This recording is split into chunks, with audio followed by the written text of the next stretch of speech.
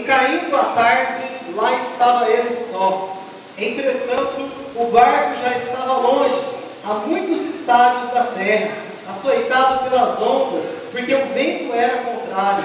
Na quarta vigília da noite, foi Jesus ter com eles, andando por sobre o mar. E os discípulos, ao verem-no andando sobre as águas, ficaram aterrados e exclamaram: é um fantasma! E tomados de medo gritaram.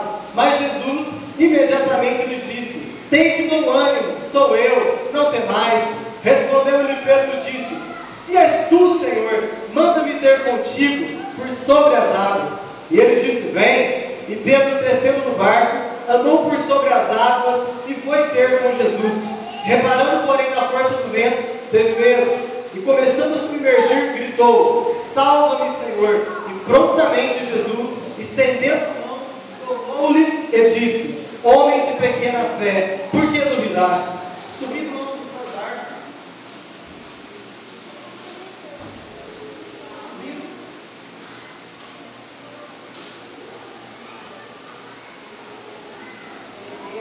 Aleluia. Glória a Deus, aleluia.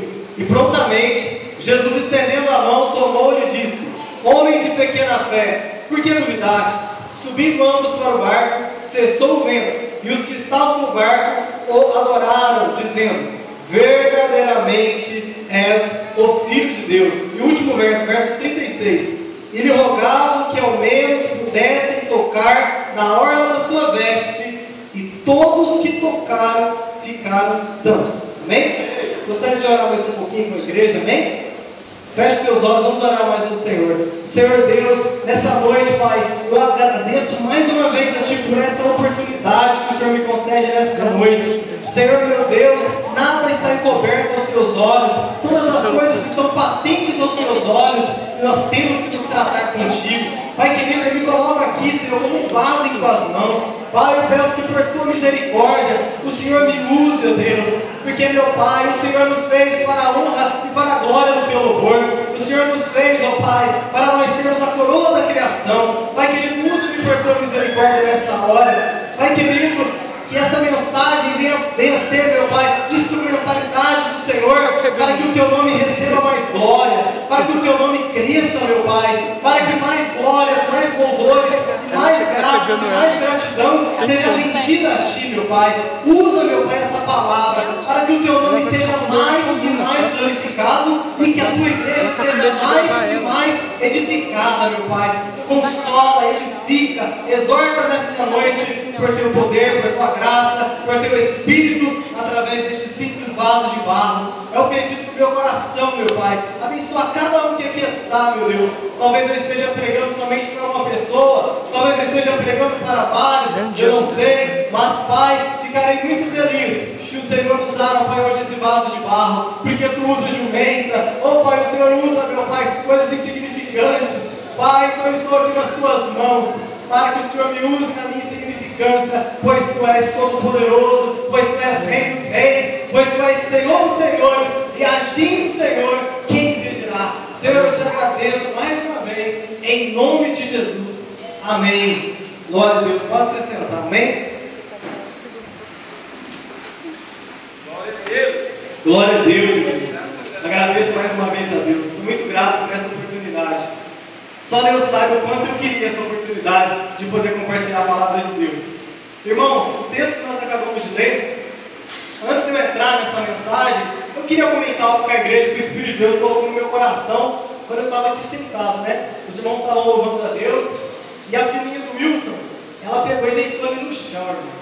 Aí ela se prostrou, né? E ficou ali prostradinha e ficou quietinha, parecia até que ia tirar uma soneca. Aí o irmão Wilson pegou, levantou e foi lá, pegou ela nos braços, tomou ela nos braços e foi lá para a porta da igreja, abraçou, aconchegou, deu um beijinho nela, né? Ela sentiu ali o conforto do pai dela. E naquela hora o Espírito de Deus falou no meu coração: meu filho, assim sou eu com os meus filhos. Eu não suporto ver um filho meu caído. Eu não suporto ver alguém de pano de saco e cinza. Eu não suporto um filho meu quando ele se prostra, quando ele se humilha, quando ele tem um coração quebrantado e contrito. Tu não desprezarás, ó Deus.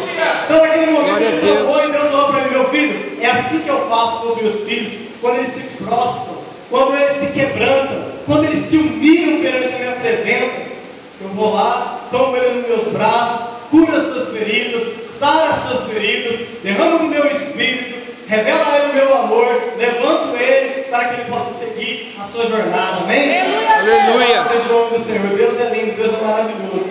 Irmãos, quando Jesus andava pelas ruas, uma coisa que é muito clara nos evangelhos, quando Jesus andava pelas praias, que todas as pessoas queriam estar perto de Jesus. A presença de Jesus, onde Jesus estava, havia multidões, por causa do amor que emanava de Jesus, a compaixão. Diz a Bíblia que quando ele desceu do barco, havia uma multidão, e a Bíblia diz que ele se compadeceu daquela multidão. Irmãos, imagina você sentir amor por uma multidão. Imagina você chegar em pleno carnaval, ou seja onde for, e você sentir profunda compaixão, profundo amor, profunda misericórdia por aquelas pessoas. Assim era o coração de Jesus, o próprio Deus que se fez carne e habitou entre nós. Ali estava a plenitude do amor, ali estava Deus que se fez carne e habitou entre nós. Glória a Deus! Porque ele era muito grande, ele olhava para todos, irmãos, com um amor tão grande, com uma misericórdia tão grande, com uma compaixão tão grande. Jesus chegou a dizer para os fariseus: misericórdia quero e não sacrifícios. Diz para os fariseus: aprendei o que significa misericórdia eu quero. Essa é a vontade de Deus, o amor, que nós sejamos misericordiosos, que nós tenhamos compaixão. E foi assim que Jesus viveu. Porém, essa não é a minha mensagem hoje, amém? E aqui eu queria agora, voltando aqui para o texto que nós lemos, para nós entendermos o que está acontecendo a partir do verso 22, seria necessário nós meditarmos na totalidade do capítulo 14. Você que possui sua Bíblia, eu queria que você mantesse ela aberta, amém? Eu vou ser breve, não vou tomar muito tempo, amém? Nós temos aqui 25 minutos, então eu quero ser breve. E o capítulo 14, ele começa falando da morte de João Batista. E como João Batista morre, que ele é decapitado, porque Herodias pede para Herodes a cabeça de João Batista. Quando ela começa a dançar, ela seduz o rei Herodes, e o rei Herodes acaba ficando comprometido com a sua palavra, e em nome de uma honra mentirosa, de uma honra falsa, ele então entrega João Batista para ser decapitado. Quando João Batista morre, e essa mensagem, essa notícia chega até Jesus sobre a morte de João Batista, no verso 12 a Bíblia diz: então vieram seus discípulos, levaram o corpo e o sepultaram, depois foram e anunciaram a Jesus. Aí o verso 13 diz: Jesus, ouvindo isso, retirou-se dali num barco para um lugar deserto, à parte. Sabendo as multidões, vieram das cidades, seguindo-o por terra. Irmãos, a primeira reação de Jesus, quando ele recebe a notícia da morte daquele que era o precursor, daquele que preparou o caminho para o Messias, daquele que pregou a mensagem do arrependimento, daquele que preparou o caminho para que o Messias viesse, para que as pessoas se arrependessem dos seus pecados e estivessem prontas para receber o reino de Deus, porque o rei já estava na terra, amém? E naquele momento, quando Jesus recebe aquela notícia, ele se retira, ele fica recluso, ele vai para um lugar e ele fica solitário. E ele procura naquele lugar solitário um momento de comunhão com Deus, um momento de comunhão com seu Pai. E isso que me chama muita atenção, irmãos, porque nós não sabemos o dia de amanhã. Nós não sabemos que tipo de infortúnio pode nos acometer. Nós não sabemos a notícia que pode vir até nós amanhã. Nós não sabemos, amados, se nossos familiares amanhã todos estarão vivos. Nós não sabemos, mas algo que me chama a atenção, que no momento da angústia, que no momento da perda, Jesus se retira e procura um lugar solitário para orar ao Pai, para buscar ao Pai, porque a Escritura deixa bem claro nos Evangelhos que sempre que Jesus ele se retira para ficar solitário, ele se retira para a comunhão com Deus, ele se retira para renovar as suas forças, porque como filho do homem, ele dependia inteiramente do Espírito Santo. Ele disse: o filho do homem de si mesmo nada pode fazer. Então ele dependia totalmente do Espírito Santo, porque mesmo sendo Deus, ele não teve por usurpação ser igual a Deus. Então ele não poderia usar todos os seus atributos de divindade, ele não poderia usar onipotência, onipresença, onisciência, ele não poderia usar esses atributos porque ele estava como filho do homem, ele deveria vencer o pecado, ele deveria vencer o mundo, ele deveria vencer a Satanás, como filho do homem cheio do Espírito Santo. E aqui a palavra deixa bem claro que ele se retira. No verso 14 diz: desembarcando, viu Jesus uma grande multidão, compadeceu-se dela e curou os seus enfermos. Então Jesus teve compaixão de toda aquela multidão que estava ali seguindo a ele.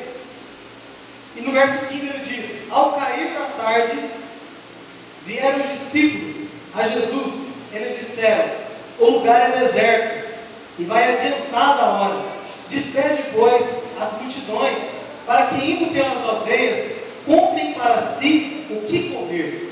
Irmãos, já fazia dias que estava ali Jesus pregando o Evangelho para eles.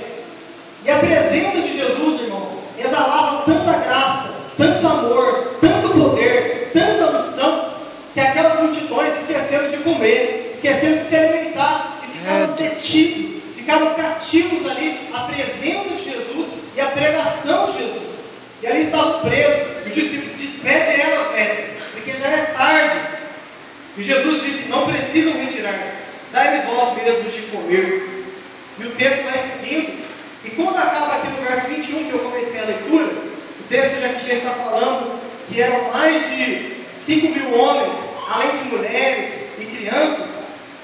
Quando o texto chega no verso 22, a Bíblia diz assim: quem está com a Bíblia aí? Amém. Faz assim para mim. Eu gostaria que você abrisse e acompanhasse comigo, para você acompanhar aqui o raciocínio. No verso 22, Mateus 14, 22, a palavra diz: logo a seguir, compeliu Jesus os discípulos a embarcar e passar adiante dele para o outro lado, enquanto ele despedia as multidões. Repita comigo: logo a seguir. Logo a seguir. Logo a seguir o quê? Ele tinha acabado de multiplicar pães, ele tinha acabado de multiplicar os pães e alimentar aquela multidão. Logo após aquele milagre, logo após aquela maravilha, o texto diz que ele começa a compelir os discípulos para embarcar. Compelir seria como empurrar e dizer: não pode ir na frente, vai na frente, pastor, pode ir na frente, pode ir, não, depois eu vou, não, mestre, a gente não quer ser você, não, vão na frente, pode ir na frente, logo eu irei. Eles começam a compelir, Jesus começa a compelir eles, começa a impeli-los para eles seguirem adiante. Isso me chama muita atenção. Qual era o objetivo de Jesus? A compelir os discípulos para eles embarcarem, para eles passarem adiante. A palavra diz: enquanto ele despedia as multidões. Jesus exerceu 5 ministérios. Jesus, como evangelista, ele evangelizou. Como profeta, ele revelou a verdade. Como mestre, ele ensinou a verdade. Como apóstolo, ele fundou a igreja. Ele foi o enviado de Deus. E algo que me chama a atenção, que Jesus também foi bom pastor. Essa palavra também aqui me mostra que Jesus também era um bom diácono. Jesus, aqui no ministério, ele faz a diaconia, porque ele começa a despedir as multidões. Veja a humildade do Nazareno. Aleluia! Glória a Deus! Frente, irmão, e começa a despedir a multidão. Para pensar nisso, né? Normalmente, quando vem um itinerante, alguém pregado lá de fora, né? Normalmente ele é a última pessoa que vai parar na porta da igreja para despedir as multidões, não é? Mas Jesus, ele começa a despedir as multidões e os discípulos estão à frente. Mas o objetivo de Jesus aqui era ficar sozinho com Deus. Esse era o objetivo dele. Veja o verso 23. E despedidas as multidões, subiu um monte a fim de orar sozinho. Em caindo a tarde, lá estava ele, só. Jesus, ele começa a impedir os discípulos por esse objetivo. Eu quero dizer para você, irmãos, que para você ficar a sós com Deus, há um preço a ser pago. Porque hoje, irmãos, nós vivemos aqui em São Paulo, né? Uma grande metrópole. É difícil as pessoas ficarem sozinhas, né? É difícil a gente ficar sozinho. E Jesus, ele começa a zelar por um momento a sós com Deus. Ele começa a impelir os discípulos para ele ficar sozinho com Deus. Eu quero dizer para mim e para você, essa mensagem é para mim, essa mensagem é para você. O que tem impedido você acordarmos de manhã e ter pedido você de não ter tempo para Jesus na hora que você acorda, ao passar da tarde, ao passar da noite, ou até mesmo nas madrugadas, e dias passam e você não tem depósito com Deus. As virgens prudentes, elas entraram nas bodas do noivo porque elas tinham um reservatório de azeite. Porque todas as virgens mosquerejaram, todas dormiram, todas tinham lâmpadas, todas tinham. Qual era o diferencial? As prudentes tinham um reservatório de azeite. Aleluia! E a pergunta hoje, você tem lâmpada? Sim, você tem lâmpada. O Espírito, você aceitou Jesus, o Espírito de Deus mora em você. Mas a pergunta hoje é, será que nós temos reservatório de azeite? Aleluia! Será que nós temos reservatório para poder esperar? Porque a Bíblia diz que o noivo atrasou. A Bíblia diz, aí vem o noivo. Mas ele veio, era meia-noite, mas o noivo ainda não tinha vindo. O noivo atrasou. E as palavras proféticas de Jesus, igreja, elas estão se cumprindo. Por se multiplicar a iniquidade, o amor de muitos está esfriando. Mas Jesus disse, aquele que perseverar até o fim, será salvo. Então a pergunta hoje é, será que eu tenho azeite para poder esperar? Será que eu tenho depósito de azeite para poder esperar? Porque o azeite, irmãos, mostra que no momento em que as virgens foram ser arrebatadas, as outras disseram para as prudentes, dai-nos o vosso azeite, porque as nossas lâmpadas se apagam. E as prudentes dizem, não para que não venha nós iremos ficar sem juntamente com vocês, ide aos que vendem e comprai para vós. Diga para o seu irmão, azeite tem preço. O preço do azeite. O azeite tem preço, irmãos. A Bíblia fala sobre um texto no Antigo Testamento, quando eles começaram a pedir vasilhas emprestadas, né, para os vizinhos. E pede vasilha para os vizinhos. E enquanto eles traziam vasilhas, havia azeite. Quando parou, o azeite também parou. Irmãos, Jesus rasgou o véu. O véu que separava o lugar santo dos santos. O caminho está aberto, irmãos. Jesus falou assim, né, quando ele conversava com a mulher samaritana, não é em Jerusalém e nem em Samaria o lugar onde se deve adorar. Mas Deus procura aqueles que o adoram em espírito e em verdade. Irmãos, o véu se rasgou. Jesus disse no livro na carta aos Hebreus, a palavra diz que pelo sangue de Jesus nós temos intrepidez e nós temos ousadia para entrarmos no Santo dos Santos. Então o caminho está aberto. O problema é que muitos de nós, irmãos, temos negligenciado a comunhão com Deus.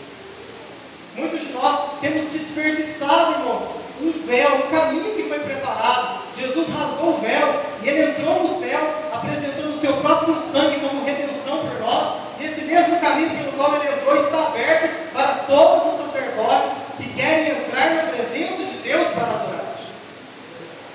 O caminho está aberto. A pergunta é, será que nós temos entrado nesse caminho?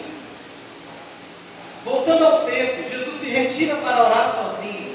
Nós fazemos depósito de azeite quando nós oramos sozinhos. Muitas pessoas, irmãos, entram na atividade religiosa. Muitas pessoas, elas estão nas atividades da igreja. Só que chega um momento que elas ficam cansadas, que elas ficam esgotadas. Elas começam a amar mais a obra de Deus do que o Deus da obra. Talvez essa mensagem minha não seja muito gostosa, mas é a mensagem que Deus me deu. É isso que eu vou pregar. Aleluia. É isso que eu tenho procurado viver. Então é isso que eu vou pregar. É melhor eu pregar o que eu vivo, a minha busca, a minha sede, a minha fome, do que eu pregar uma mensagem para agradar os homens. Como eu disse aqui, eu procuro a glória de Deus, irmãos. Para Deus é muito mais lucro que todo mundo sair daqui e procurar viver para a glória de Deus, e procurar buscar o Senhor com todo o seu coração, do que nós pregarmos uma mensagem de vitória, quando na verdade Deus está querendo que nós vençamos a nós mesmos. É Deus. Deus está querendo que eu vença a mim mesmo. Talvez você está procurando a sua vitória, talvez você está procurando uma cura, uma prosperidade, eu não sei. Deus também tem isso para dar. Mas a maior preocupação de Deus é transformar nós aqui dentro. Aleluia! Porque Deus trabalha de dentro para fora, não de fora para dentro. Deus quer transformar primeiro o meu interior, para depois transformar as circunstâncias que me rodeiam. Irmãos, quando Deus fazer a obra no nosso coração, quando nós estivermos preparados, o que Ele não fará por nós? Aquele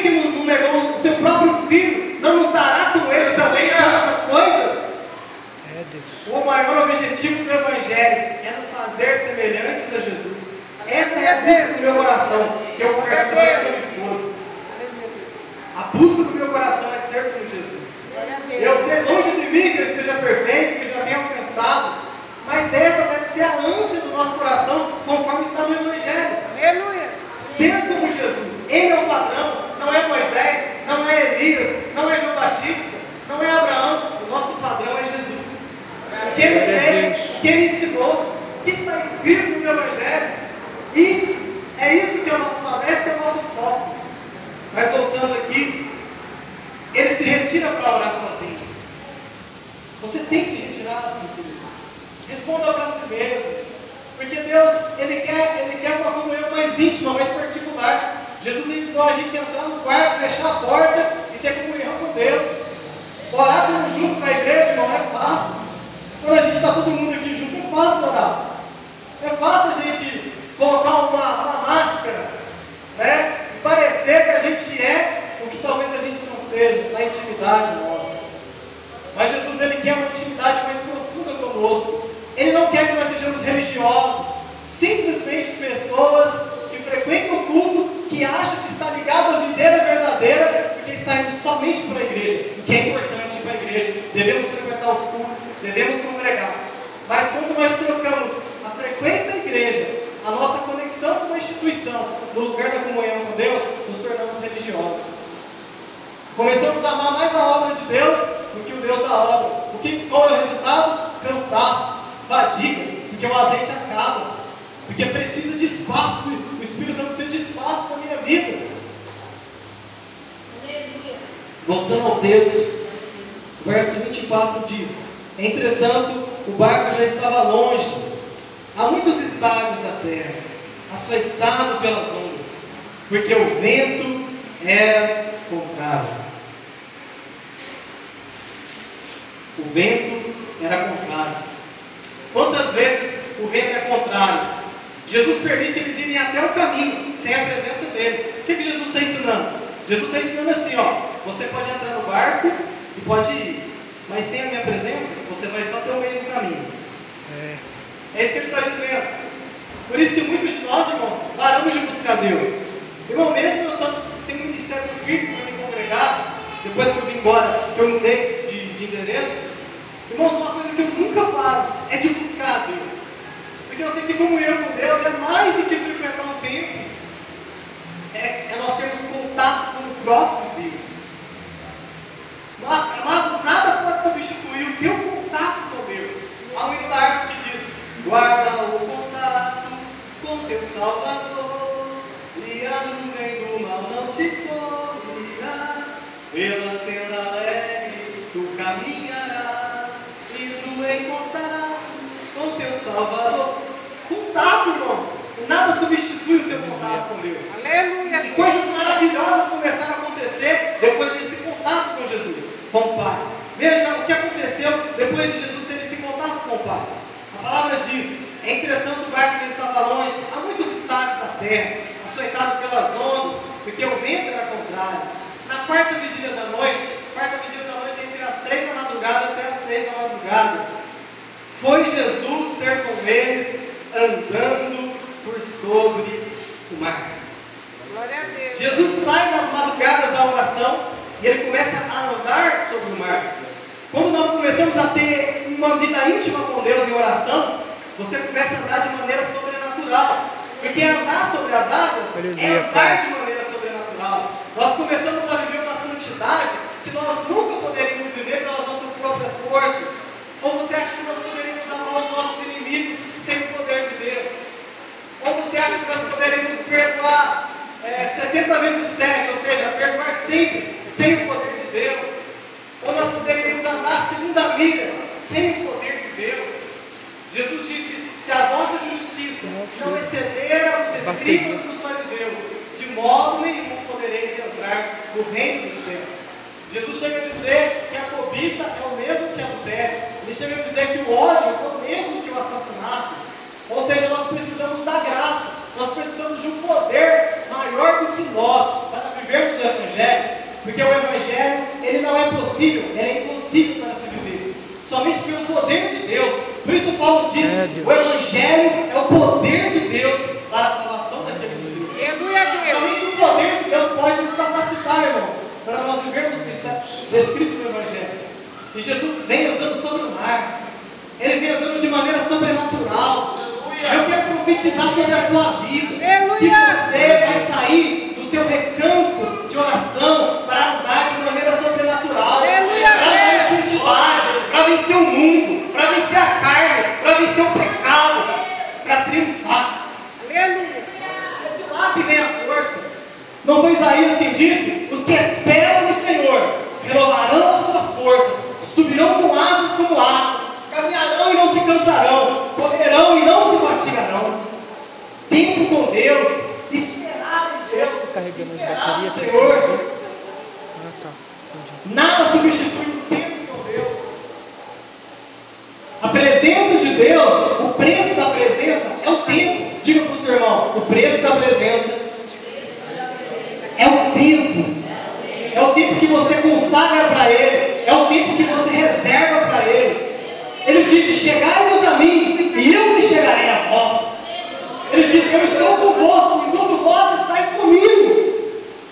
Aleluia. E Jesus vem andando por sobre o mar.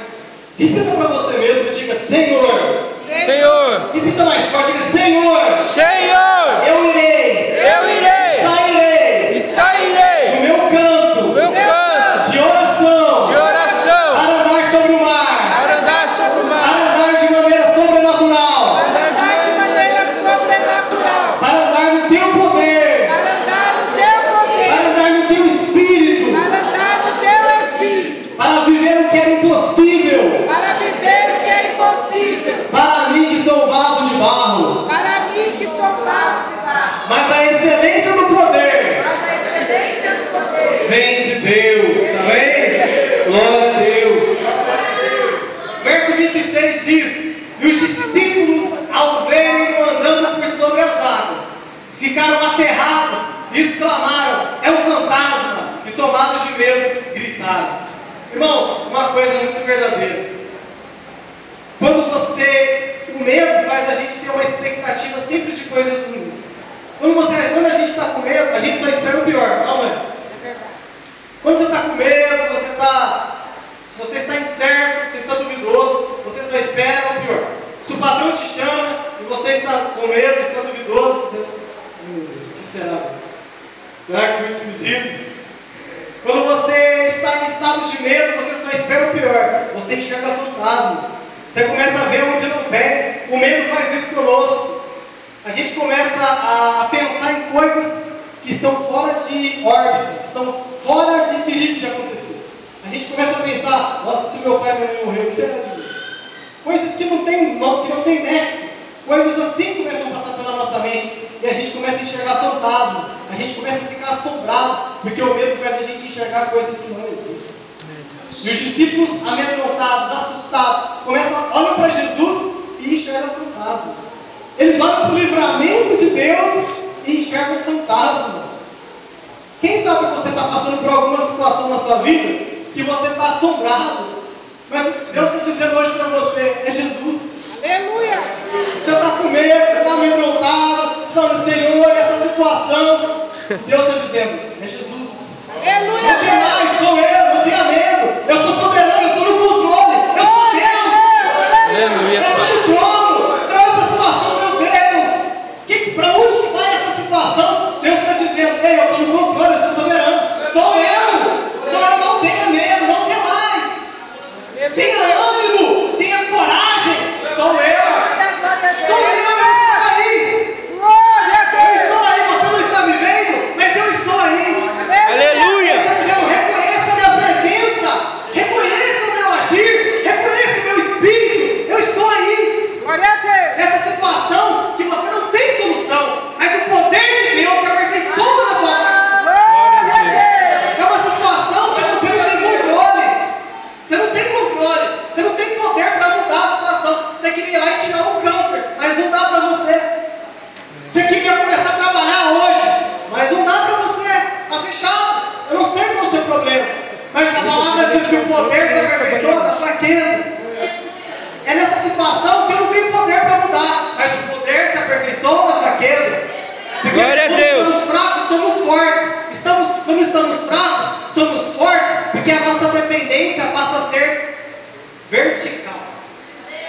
Nós paramos de depender do horizontal.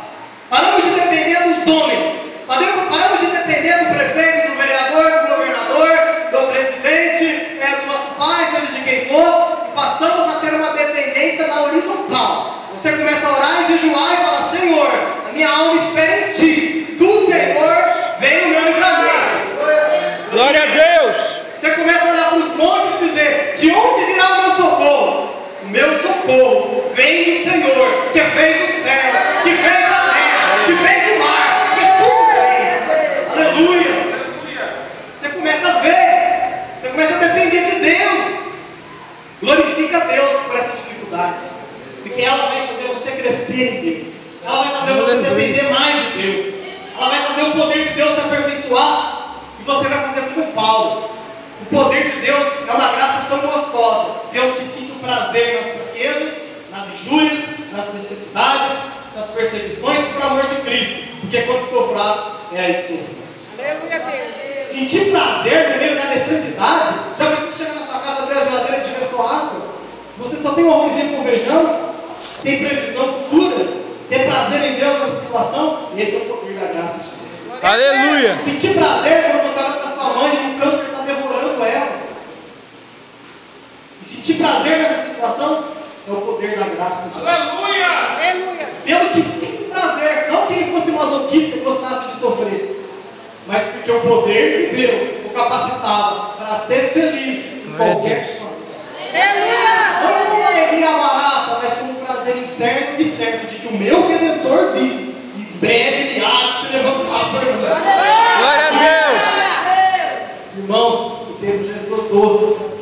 Mas para mim terminar aqui, eu quero ler só o último versículo aqui para vocês. O tempo já cobrou. Glórias ao nome do Senhor.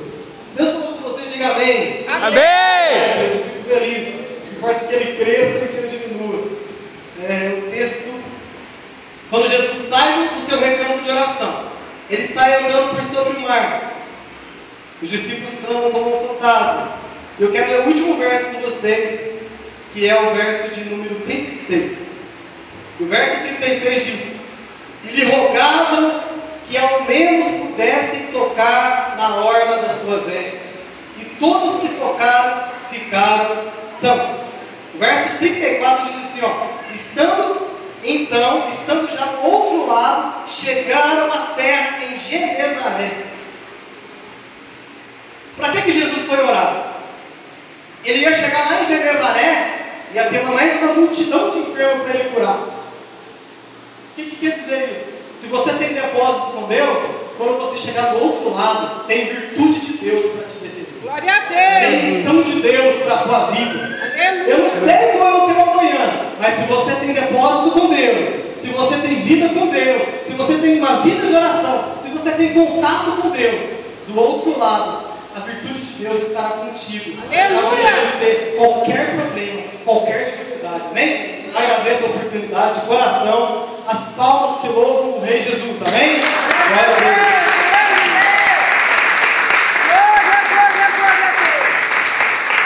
Glória a Deus, bem forte para Jesus.